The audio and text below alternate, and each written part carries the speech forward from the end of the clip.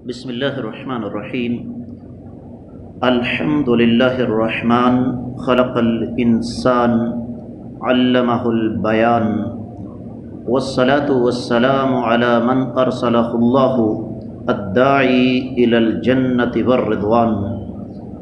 اللہ تعالیٰ کی توفیق سے آج 7 رمضان المبارک 1441 ہجری ہے اور ہم آج 7ویں پارے کا خلاصہ پڑھ رہے ہیں۔ 7واں پارہ اس کے 2 حصے ہیں، سورۃ المائدہ کا آخری حصہ اور سورۃ الانعام کا پہلا حصہ۔ ابتدا میں 87ویں اور 88ویں آیت مبارکہ میں رب کائنات نے مشرکین عرب کی ایک انتہائی خسیس حرکت کی نفی فرمائی۔ ان ظالموں کا طریقہ کار یہ تھا کہ چونکہ چودھری تھے، جس چیز کو مردی حلال قرار دیتے، جس چیز کو مردی حرام قرار دیتے، اور یہ سلسلہ صرف عربوں میں نہیں بلکہ تقریباً ہر دور میں دنیا کے ہر مذہب میں رہا ہے، آج بھی ہے، جس کا زندہ ثبوت یہ ہے کہ دولت مند طبقہ فتوے خریدتا ہے۔ تو اللہ تعالیٰ نے اس بات کی نفی فرما دی، یا ایھا الذین آمنوا لا تحرموا طیبات ما احل اللہ لکم ولا تعتدوا ان اللہ لا يحب المعتدین۔ اے ایمان والو، اللہ کی حلال کردہ چیزوں کو حرام قرار مت دو اور حد سے تجاوز نہ کرو، اللہ تعالیٰ حد سے تجاوز کرنے والوں کو پسند نہیں کرتا۔ بہت ساری چیزیں ایسی ہیں جو اللہ نے حلال کی ہیں، ہمارے معاشرے میں ان کو حرام قرار دے دیا گیا، بہت ساری حرام کو زبردستی حلال قرار دینے کی کوشش کی جاتی رہی، آج بھی جاری ہے۔ اس کے بعد رب کائنات نے قسم توڑنے کا کفارہ جو ہے وہ بیان فرمایا ہے۔ سب سے پہلے تو یہ بات ذہن میں رکھیے کہ قسم اللہ کے سوا کسی اور کی نہیں کھائی جا سکتی، اور اگر وہ جو قسم اٹھا لی ہے تو اس کا کفارہ کیا ہے؟ جو کھانا خود گھر میں کھاتا ہے ویسا کھانا 10 مسکینوں کو کھلائے 1، یا 10 مسکینوں کو لباس پہنائے 2، یا پھر 1 غلام آزاد کرے 3، اور اگر یہ تینوں کام نہیں کر سکتا تو 3 روزے رکھے۔ مسلسل رکھنا کوئی شرط نہیں ہے۔ اس کے ساتھ ساتھ اللہ تعالیٰ نے یہاں ایک اور چیز بیان فرمائی، اور وہ یہ کہ قسم 3 قسم کی ہے، سچی قسم، جھوٹی قسم اور فضول قسم۔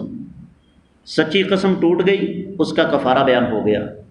جھوٹی قسم کھانا کبیرہ گناہ ہے، صحیح بخاری میں حدیث آتی ہے 7 ہلاک کرنے والی چیزوں سے بچو، اور ان میں سے ایک کیا ہے؟ الیمین الغموس، جھوٹی قسم کھانا۔ جو لغو اور فضول قسم ہے اس پر کسی قسم کا کوئی مواخذہ نہیں ہے۔ اس کے بعد اللہ تعالیٰ نے اخلاق کی پاکیزگی کے لیے اسلامی معاشرے کو اخلاقی طور پر پاک رکھنے کے لیے کچھ چیزوں کو حرام قرار دیا، اور وہ کیا ہے؟ شراب، جوا، شرک، فال، یہ جو ہمارے ہاں سلسلہ چلتا ہے فال نکلوانا، یہ شیطانی کام ہے۔ پھر اللہ رب العزت نے اس کے بعد حلال و حرام کے احکامات بیان فرمائے ہیں۔ ان میں سب سے پہلے احرام کی حالت میں خشکی کے جانور کا شکار حرام قرار دیا، احرام کی حالت میں سمندری شکار کو حلال قرار دیا۔ اسی طریقے سے دیگر احکامات اللہ تعالیٰ نے بیان فرمائے۔ اسی طرح رب کائنات نے ایک اصول بیان کر دیا ہے ہمارے سامنے 100ویں آیت مبارکہ میں، کہ اگر ایک غلط رواج معاشرے کے اندر مضبوط ہو چکا ہے تو اس کا مطلب یہ نہیں کہ وہ صحیح ہے۔ ایک غلط العام ہے نا، تو اس کا مطلب یہ نہیں ہے کہ وہ غلط صحیح ہے، غلط ہی رہے گا۔ رب کائنات نے 1500 سال پہلے جو حکم نازل فرما دیا وہ قائم رہے گا۔ اس کے بعد رب کائنات نے مشرکین مکہ کے اور یہود و نصارہ کے کچھ جرائم جو ہے وہ بیان کیے ہیں 130ویں آیت مبارکہ میں، اور رب کائنات نے بحیرہ، صائبہ، وسیلہ، حام وغیرہ کو، جس طرح ہمارے ہاں یہ ملنگوں کی گائیاں نہیں چلتی، اس طرح کا سلسلہ اس دور میں بھی تھا۔ بحیرہ اس جانور کو کہتے تھے جو بتوں کے لیے خاص کر دیا جاتا، مخصوص قسم کے بتوں کے لیے عام آدمی اس کے قریب نہیں جا سکتا تھا۔ صائبہ وہ جانور تھا جس کو آزاد چھوڑا جاتا تھا، اور نہ اس کا دودھ دونے کی کسی کو اجازت تھی، نہ اس کے اوپر وزن ڈالنے کی کسی کو اجازت تھی۔ وسیلہ ایک ایسی اونٹنی ہوتی تھی جو مسلسل 2 دفعہ بچے کو جنم دیتی، تو اس کے بعد اسے آزاد چھوڑ دیا جاتا۔ اور حام وہ اونٹ ہوتا تھا جسے ایک مخصوص مقصد کے لیے استعمال کیا جاتا تھا، جس طرح پرانے زمانے میں دیہاتوں کے اندر مالی بھینسیں استعمال ہوتے تھے۔ تو اللہ رب العزت نے ان تمام چیزوں کی نفی فرما دی۔ اس کے بعد اللہ رب العزت نے ایک بڑا پیارا اصول بیان کیا ہے کہ انسانی تاریخ کے کسی بھی دور میں جب لوگوں کو اللہ اور اللہ کے رسول صلی اللہ علیہ وسلم کی طرف بلایا جائے تو ان کی سب سے بڑی دلیل یہ ہوتی ہے کہ حسبنا ما وجدنا علیہ آباءنا، کہ ہمارے باپ دادا کیا غلط ہی تھے، اور یہ بات آج بھی کہی جاتی ہے۔ لو جی، آپ تو قرآن کی بات کرتے ہیں، حدیث کی بات کرتے ہیں، ہمارے باپ دادا پھر جھوٹے ہی تھے۔ یہ اللہ تعالیٰ نے آج سے 1500 سال پہلے بیان فرما دیا۔ اس کے بعد اللہ رب العزت نے قیامت کی ایک نقشہ کشی ہمارے سامنے رکھی ہے سورۃ المائدہ کے اختتام پر، کہ قیامت کے روز اللہ تعالیٰ عیسیٰ علیہ السلام سے یہ سوال کریں گے۔ حالانکہ اللہ تعالیٰ کو ہر چیز کا پتہ ہے، لیکن صرف اور صرف انسانیت کو اس کی اوقات یاد دلانے کے لیے کہ یہ دیکھو، یہ وہ ہستی مقدسہ ہے جس کو میں نے بغیر باپ کے پیدا فرمایا، کن کے کلمے کے ساتھ پیدا فرمایا، جن کو میں نے یہ توفیق عطا فرمائی کہ ماں کی گود میں کلام کر سکتے تھے، میرے حکم سے مریضوں کو تندرست کرتے تھے، مردوں کو زندہ کرتے تھے، جن کو میں نے انتہائی چھوٹی عمر میں نبوت دی، لیکن آج ان کو سامنے کھڑا کر کے میں ان سے سوال جواب کر رہا ہوں کہ عیسیٰ، کیا آپ نے لوگوں سے کہا تھا کہ اللہ کو چھوڑ کر مجھے اور میری والدہ کو معبود بنا لو؟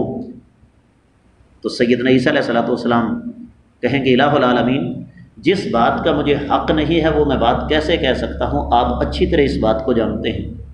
تو سوال یہ ہے کہ جب سیدنا عیسیٰ علیہ السلام ان کی یہ صورتحال ہے، تو جو آج زندہ بدبخت اپنے قدموں پر لوگوں کو سجدے کرواتے ہیں، قیامت کے روز ان کی حیثیت کیا ہوگی؟ دیکھیے قرآن کیسے ہر دور کے تقاضوں کے عین مطابق بولتا ہے۔ تو اس میں پھر اللہ رب العزت نے آگے شرک کی مختلف اقسام بیان فرمائی۔ اس کے بعد سورۃ الانعام شروع ہوتی ہے۔ سورۃ الانعام بنیادی طور پر مکی ہے، اور انعام چوپایوں کو کہا جاتا ہے۔ اس سورہ مبارکہ میں چوپایوں کا تذکرہ ہے، اور مکہ کے قیام کے آخری دور میں آقا علیہ السلام پر یہ سورہ مبارکہ نازل ہوئی۔ اور اس سورہ مبارکہ کی یہ عظمت ہے کہ مکہ کی 13 سالہ زندگی، 13 سالہ دعوت کا جو خلاصہ تھا نا، وہ اللہ رب العزت نے یہاں پر بیان کیا۔ مشرکین کے خلاف رد جرم عائد کی گئی، ان کے شرک کی مختلف صورتیں بیان کی گئیں، توحید کی مختلف اقسام کا تذکرہ کیا گیا، اور مشرکین کے اعتراضات کے جوابات دیے گئے۔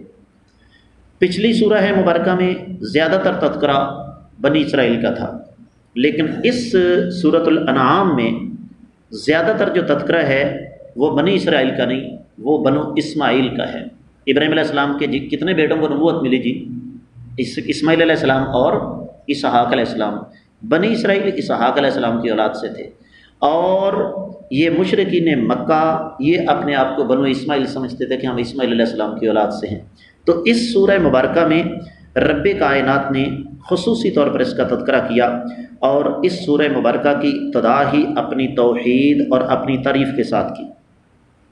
پھر اللہ رب العزت نے یہاں پر عقیدہ توحید کی وضاحت کی ہے، اور توحید کی اقسام بیان کی ہیں۔ غیر اللہ کو سرپرست بنانا شرک ہے، غیر اللہ کو نفع نقصان کا مالک سمجھنا شرک ہے، اور کسی بھی لحاظ سے کسی کو اٹھا کے اللہ کے برابر سمجھ لینا یہ بھی شرک ہے۔ اور پھر غیب کا علم، کلی غیب کا علم صرف اللہ کے پاس ہے۔ نبی علیہ السلام کے پاس غیب کا علم تھا، ہمارا ایمان ہے، لیکن جتنا اللہ نے عطا فرمایا تھا۔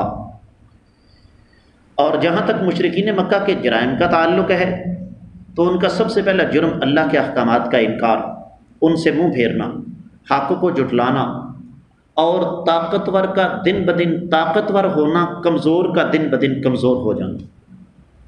پھر قرآن مجید کو جادو کی کتاب سمجھنا، نبی کریم صلی اللہ علیہ وسلم کا مذاق اڑانا، قیامت کا انکار کرنا بلکہ قیامت کا مذاق اڑانا۔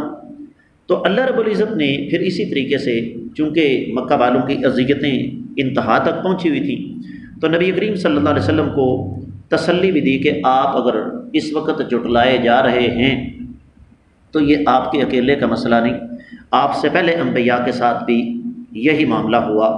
پھر اللہ رب العزت نے دنیا میں عذاب کی مختلف شکلیں بیان کر دی کہ رب کائنات اس بات پر قادر ہیں، آسمان سے تم پر عذاب بھیج دیں، تمہارے قدموں کے نیچے سے بھیج دیں، تمہیں آپس میں لڑا کر ختم کر دیں۔ یہ عذاب کی مختلف شکلیں ہیں۔ اس کے بعد اللہ رب العزت نے 74ویں آیت مبارکہ میں ابراہیم علیہ السلام کا بڑی تفصیل کے ساتھ تذکرہ فرمایا کہ والد کے ساتھ جس کا نام آزر تھا کس انداز سے گفتگو ہوئی، کس انداز سے سمجھانے کی کوشش کی۔ پھر سورج، چاند اور ستارے کی مثال دی اللہ تعالیٰ نے۔ ابراہیم علیہ السلام نے پہلے ستارہ دیکھا تو کہا شاید یہ رب ہو، ڈوب گیا، کہنے لگے ڈوبنے والا رب نہیں ہو سکتا۔ چاند طلوع ہوا، شاید یہ رب ہو، ڈوب گیا، کہا یہ بھی رب نہیں ہو سکتا۔ سورج کو دیکھ کر کہا شاید یہ رب ہو، لیکن وہ بھی ڈوب گیا۔ اب یہ نہیں کہ ابراہیم علیہ السلام کا یہ عقیدہ تھا، صرف سمجھانے کے لیے کہ لوگوں یہ رب نہیں ہو سکتے۔ اب اس کے بعد رب کائنات نے ایک اور چیز کی نفی فرمائی ہے، اور وہ یہ کہ مشرکین مکہ کا یہ عقیدہ تھا کہ جن اللہ کے شریک ہیں اور فرشتے اللہ کی بیٹیاں ہیں، تو رب کائنات نے اس بات کی نفی فرما دی۔ اور پھر ایک بہت بڑی دلیل اللہ رب العزت نے دی ہے کہ میں اکیلا عبادت کے لائق ہوں، مجھے کسی شریک کی ضرورت نہیں۔ ساتھ ساتھ اللہ تعالیٰ نے ایک قاعدہ بیان کر دیا، ایک اصول بیان کر دیا کہ لا تسبوا الذین یدعون من دون اللہ، یہ جو مشرکین ہیں نا، ان کے جھوٹے معبودوں کو گالیاں مت دو۔ کیوں؟ فَيَسُبُّ اللَّهَ عَدْوًا بِغَيْرِ عِلْمٍ، یہ پھر تمہارے سچے رب کو گالی دیں گے۔ اس سے ایک اور اصول ہمارے سامنے آتا ہے کہ گالی دینا یہ کوئی انسانیت یا شرافت کی علامت نہیں۔ گالی دے کے زیادہ سے زیادہ ہمارے دل و دماغ کے اندر جو گند ہے اسے ہم باہر تو انڈیل سکتے ہیں، لیکن اس کا کوئی فائدہ نہیں ہو سکتا۔ اور ویسے بھی نبی علیہ السلام کی حدیث ہے کہ مسلمان گالی دینے والا نہیں ہوتا۔ اور یہی وجہ ہے کہ اللہ کے رسول صلی اللہ علیہ وسلم نے ایک بہت بڑی زبردست بات ہمارے سامنے رکھی۔ سنن ترمذی کے اندر حدیث موجود ہے، آقا علیہ الصلوۃ والسلام نے ارشاد فرمایا من الکبائر ان یشتم الرجل والدیہ، کبیرہ گناہوں میں سے یہ ہے کہ انسان اپنے ماں باپ کو گالی دے۔ صحابہ کرام نے کہا اللہ کے رسول صلی اللہ علیہ وسلم، بگڑے سے بگڑا انسان بھی اپنے ماں باپ کو تو گالی نہیں دے سکتا۔ تو نبی علیہ الصلوۃ والسلام نے ارشاد فرمایا جب ایک آدمی کسی کے باپ کو گالی دیتا ہے وہ اس کی باپ کو گالی دیتا ہے، جب وہ کسی کی ماں کو گالی دیتا ہے تو وہ اس کی ماں کو گالی دیتا ہے۔ تو گویا اس نے اس گالی کا چونکہ سبب بنا، لہذا اس نے خود اپنے ماں باپ کو گالی دی ہے۔ اور اسی طریقے سے اس سے ایک اور چیز کا بھی پتہ چلتا ہے کہ ایسی بات کہنا جس سے انسان کو جواب میں گالی ملے، یہ بھی شریعت میں جائز نہیں ہے۔ اور اختتام پر رب کائنات نے ایک اصول بیان کیا کہ جہاں تک ہو سکے دعوت کے میدان میں نرم زبان استعمال کی جائے، کیونکہ سخت زبان استعمال کرنے سے لوگ ضد اور ہٹ درمی کی طرف آ جاتے ہیں، اور دین کی طرف آنے کی بجائے دین سے دور ہٹتے ہیں۔ تو یہ انتہائی اختصار کے ساتھ میں نے آپ کے سامنے یہ 7ویں پارے کا خلاصہ رکھا ہے۔ اللہ تعالیٰ نے توفیق دی تو انشاءاللہ کل کے سبق میں ہم 8واں پارہ پڑھنے کی کوشش کریں گے۔ اللہ سمجھنے کی توفیق عطا فرمائے۔